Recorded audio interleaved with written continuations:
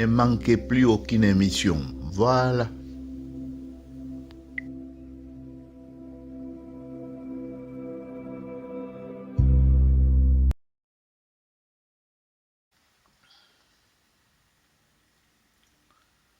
Salut à tous.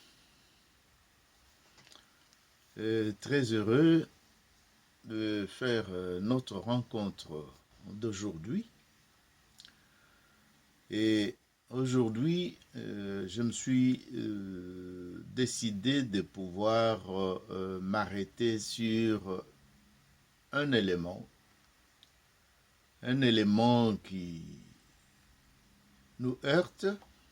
Généralement, je ne peux pas parler pour tout le monde qui a les soucis de faire de recherche, afin de laisser des informations précises et plus proches de la vérité, pourquoi pas de la réalité, à nos progénitures, c'est-à-dire nos enfants, nos petits-enfants et arrière-petits-enfants. J'ai dit, nous nous heurtons à des difficultés puisque ceux qui détiennent l'information n'ont pas pu le livrer. Deuxième difficulté est que les Occidentaux qui ont été à la rencontre de nos peuples ne parlaient pas nos dialectes, ne parlaient pas nos langues, plus précisément. Et cela est une grande difficulté qui faisait que même quand ils étaient accompagnés d'interprètes, et parfois même ces interprètes parlaient d'autres langues qui étaient peut-être parlées ailleurs, qui pouvaient avoir de consonances ou de rapprochements, mais ça créait beaucoup de malentendus. Ça a créé beaucoup de malentendus et beaucoup se retrouvent dans beaucoup de documents. Ainsi, on retrouve des documents avec parfois plusieurs noms qui désignent un même peuple. Ou les cas le plus connu au Congo, c'est par exemple, les Portugais posent la question, on leur répond Zadi.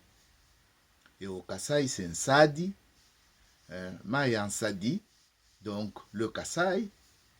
Et dans le Bas-Congo, c'était le fleuve Congo que vous connaissez aujourd'hui. Et ont écrit sur leur papier Zaïre. Et vous connaissez, c'est un exemple que je peux vous donner. Bon, aujourd'hui, je partage avec les auteurs qui ont les mêmes soucis. Par exemple, un qui écrit « Presque toutes les monographies reprennent souvent sans critique les noms laissés par le premier agent européen, alors qu'ils ne recouvrent pas la même importance, moins encore la même signification pour les populations qu'ils désignent. » Je viens là de vous donner l'exemple d'un Zadi transformé en Zaïre. Et vous savez bien qu'un Zadi, tout simplement, ça voulait dire le fleuve. Le fleuve. Et un Sadi au Kasaï, c'est pratiquement la même chose.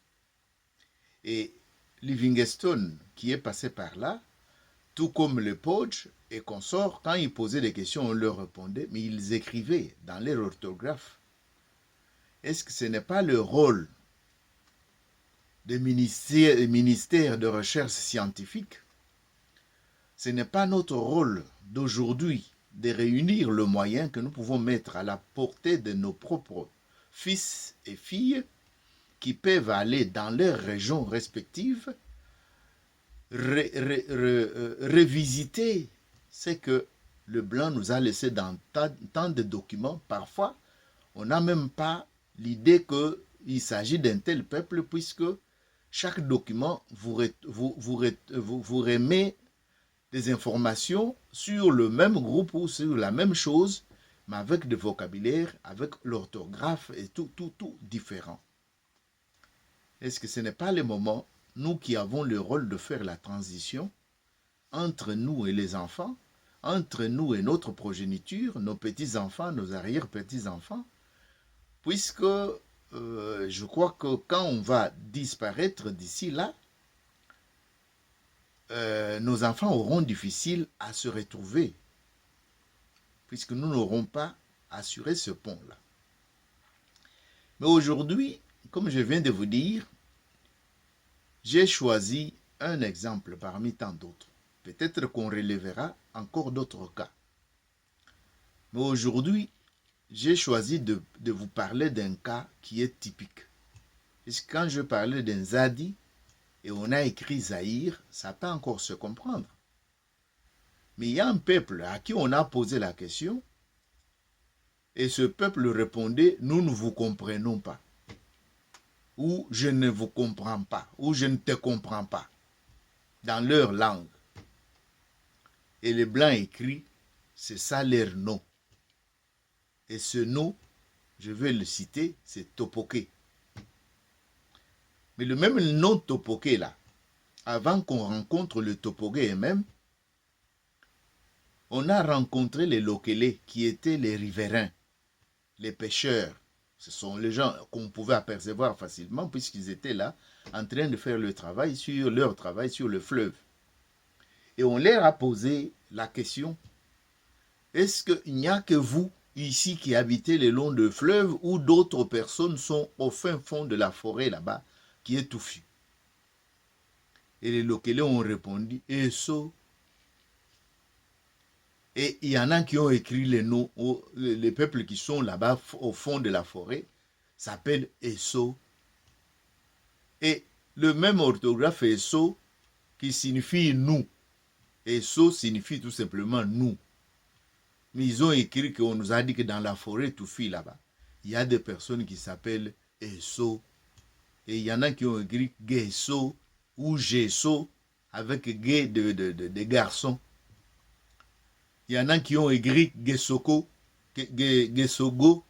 Il y en a qui ont écrit Gesoro.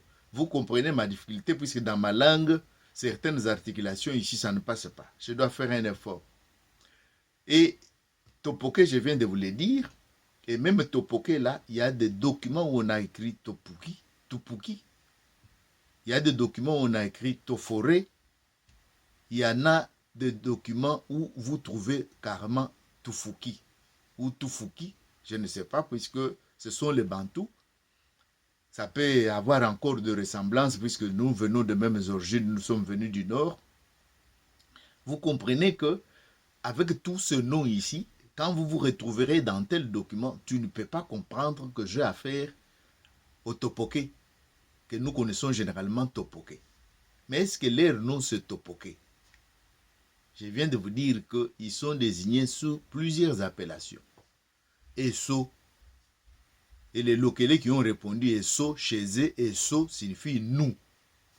Et on colle ça, ça devient le nom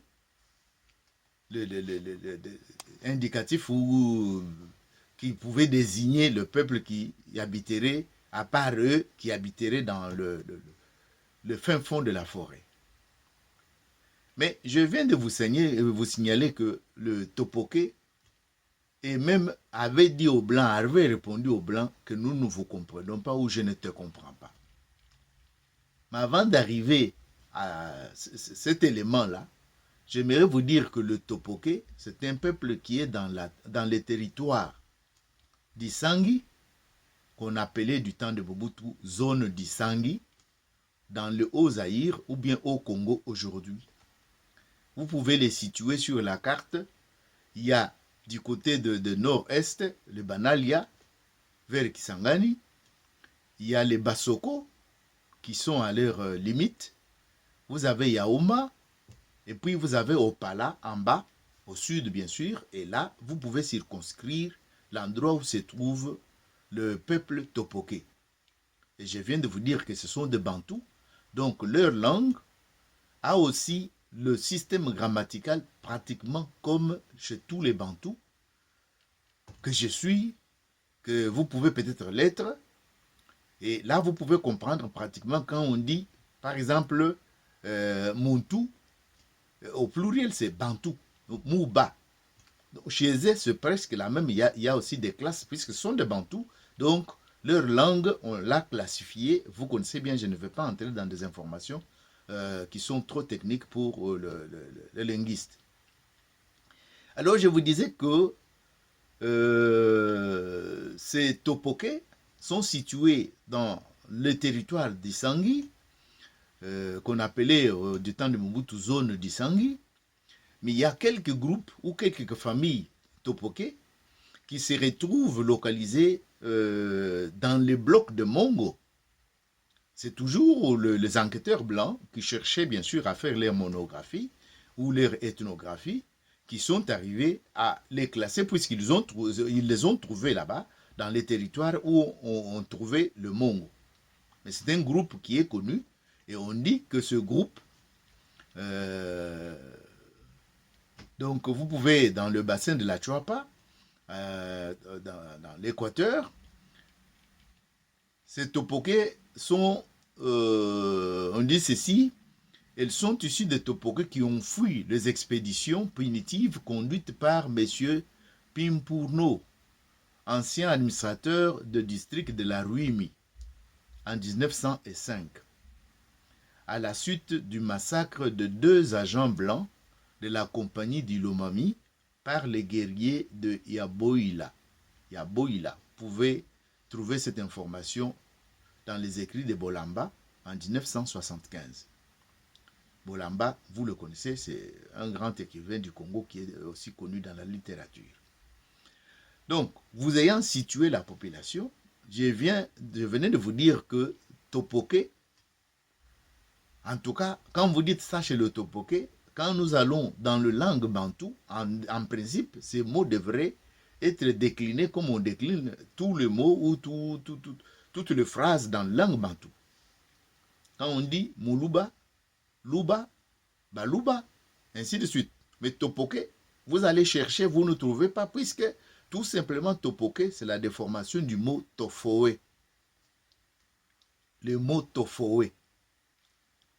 Donc, la littérature que j'ai consultée, on dit ceci. Une seule hypothèse existe de nos jours sur l'origine du nom topoke. Ce concept serait une déformation de tofoe, signifiant nous ne comprenons pas. Tofoe. Tofoe ou tofoe, vous pouvez prononcer que les topoke ou les tofoe, les gens d'Isangui puissent pardonner si je n'arrive pas à prononcer bien sûr leur vocabulaire. Tofoe ou tofoe est la négation de tohendoa. Tohendoa. C'est-à-dire tohendoa signifie nous saisissons, nous comprenons. Et quand ils veulent la négation pour dire que nous ne comprenons pas, nous n'avons pas saisi ce que tu nous dis, ils disent tofoe, tofoe, tofoe. Donc, contraire, tohendoa, tohendoa. C'est-à-dire, nous saisissons, nous comprenons. Du verbe à l'infinitif, c'est oi, ou oa, oa, oi, signifiant comprendre, saisir. On rapporte que lorsque le premier colonisateur s'était adressé à leur tour aux topoke ou aux gens que nous désignons aujourd'hui topoke pour connaître leur nom, ces derniers répondirent tofoe, tofoe, tofoe. Cette réponse résultant de l'incompréhension entre les deux parties en présence serait dès lors adoptée pour désigner les topoke.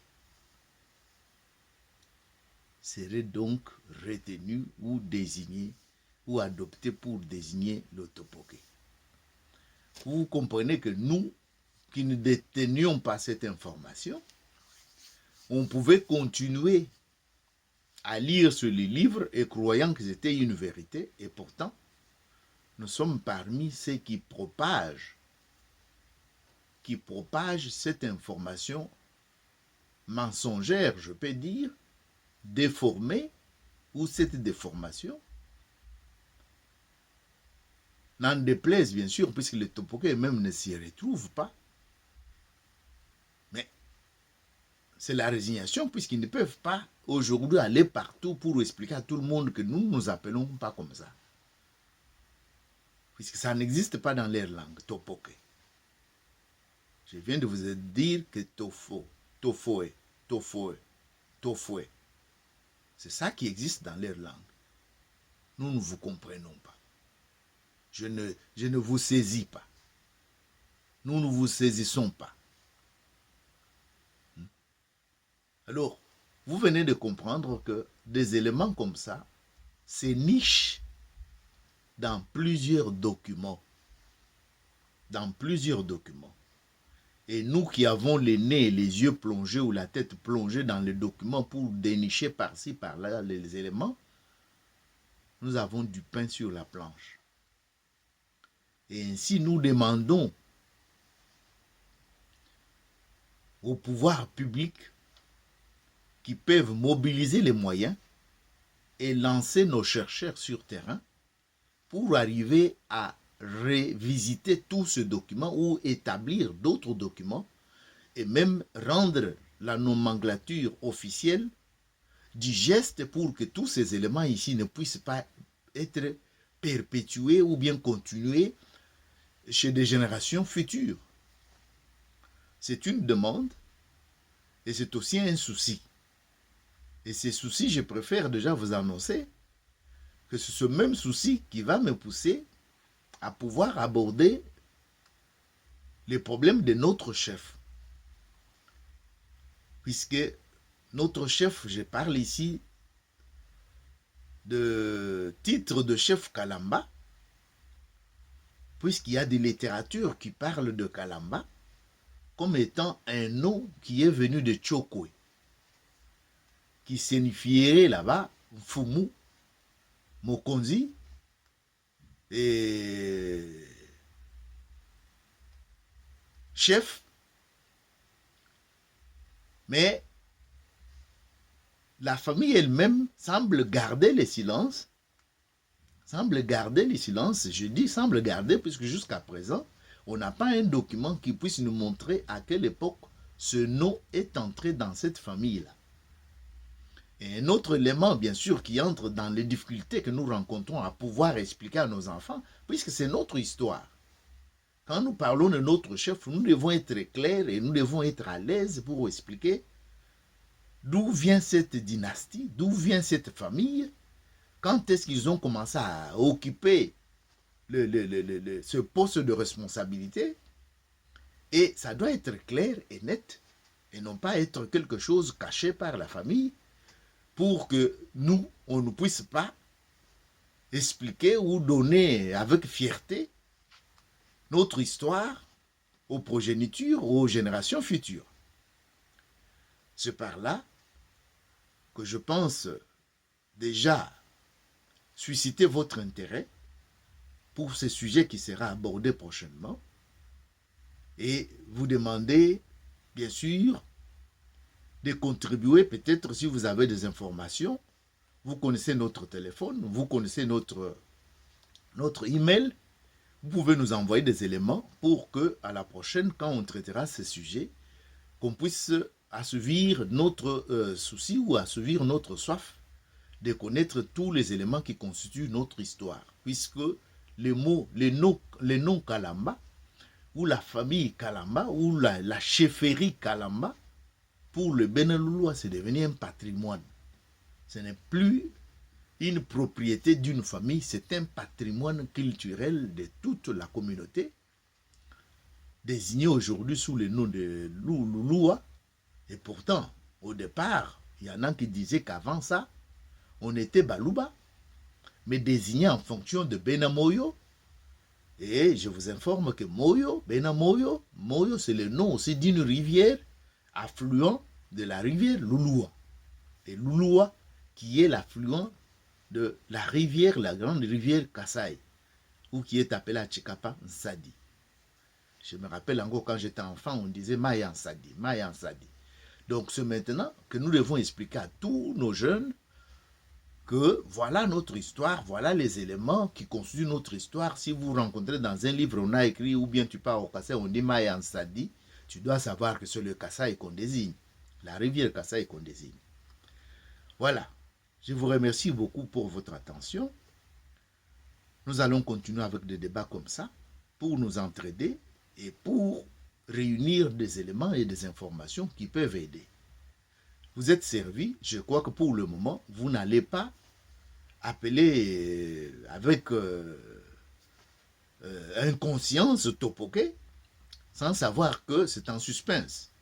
Mais je vais vous dire, pour ne pas vous laisser totalement en suspense, puisque les recherches continuent, les questions qu'on a posées aux Topoké eux-mêmes, ils ont dit que ils seraient les libélaces, c'est-à-dire de personnes qui ont le pouvoir de procréer, libélaces, avant qu'on puisse les désigner par un faux nom Topoké. Alors, allons-nous prendre libélaces ou allons-nous continuer à appeler Topoké, qui est connu depuis maintenant plusieurs années, qui nous a été véhiculé par ceux qui ont mal compris ce qu'on leur disait? Voilà, la tâche, nous le laissons entre les mains des chercheurs, des ethnologues, des scientifiques, et c'est pour cela qu'il y a un ministère de l'enseignement supérieur et recherche scientifique. J'espère bien que le nouveau ministre, il va nous montrer de quel bois il s'échauffe. Ce sont des petites questions qu'il peut facilement financer à ce niveau, puisqu'ils ont un musée, et nous donner des résultats officiellement pour qu'on ne continue pas avec des sottises qui nous ont été léguées, puisqu'on n'en paie rien.